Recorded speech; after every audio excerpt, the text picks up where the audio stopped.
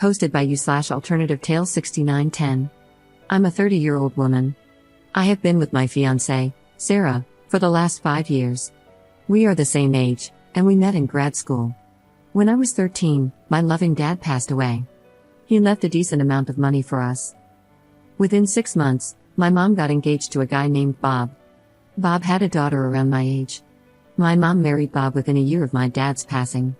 Bob really hated me from the start and didn't even try to hide it. He would say things like how my mom should have sent me to boarding school, how if it weren't for my dad's inheritance, he wouldn't want me in his house, or that I'm a bull dyke because I was on the school sports team and very athletic.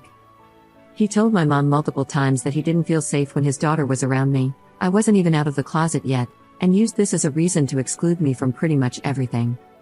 My mom, on the other hand, was going above and beyond to prove to Bob that she was the new mom for Bob's little princess. They ended up having 3 more kids. I was basically a roommate who babysat my mom and her new family's kids. I never had a birthday party or a special day. My dad's sister was amazing to me. I was at her place all the time. She and her family celebrated my birthdays and made me feel special. My mom always made excuses not to show up, and of course, the rest of them never came either. Honestly, I was really more like my aunt and uncle's daughter, they were amazing to me. When I left for university, I contacted my mom a few times, but she was always busy, so I just gave up. Here's the issue: Sarah, my fiancée, comes from a very family-oriented background. Family is everything to her. When her family asked about mine, I said my dad passed away and that my mom is busy with her family and lives across the country. She actually lives just an hour's drive from us, but this is what Sarah told them, so I didn't correct her. Technically, I didn't entirely lie. Sarah has asked me to invite my family to our wedding. I told her no. She said it's very embarrassing to have only my aunt and her family on my side. I reluctantly invited my mom. She called me and asked me to apologize to Bob and my and half siblings for not inviting them and to invite them all. I told her no. She said I'm being ungrateful and that Bob was a father figure to me. My mom and I had a big argument over this. Now, my mom says the only way she'll come is if I invite Bob, his daughter, and their kids. Sarah is now pushing me to invite them all because she doesn't want to feel embarrassed in front of her family. These people never even gave me a card or said happy birthday to me, so I see no reason to celebrate my big day with them. On the other hand, I don't want to let my fiancé down. I just don't know what to do. Should I swallow my pride and invite my family so my fiancé will be happy? I suggested eloping, but Sarah is a firm no. Edit.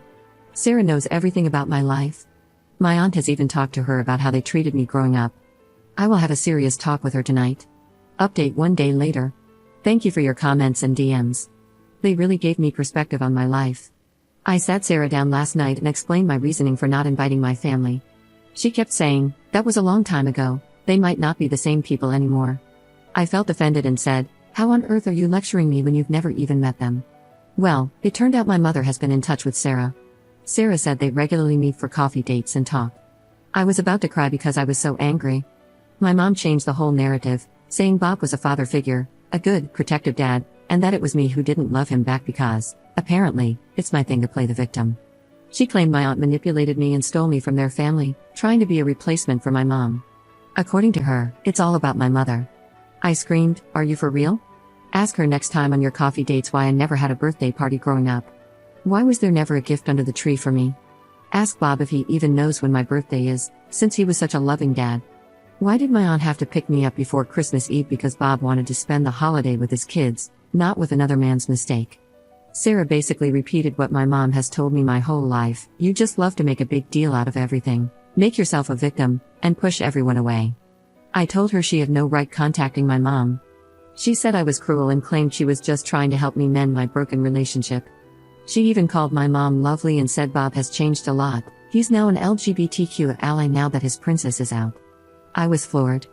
An ally?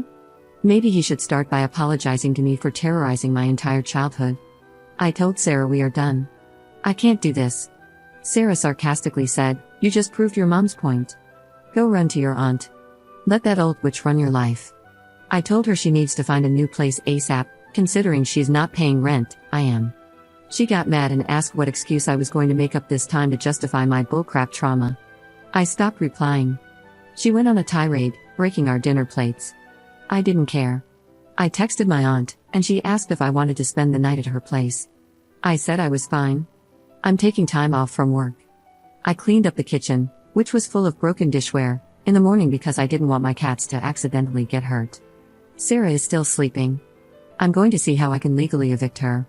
I'm a complete mess, but I'll talk to my aunt and uncle for help. Yes, I'm not starting to date again until I see a therapist and work on myself. I can't keep going through this.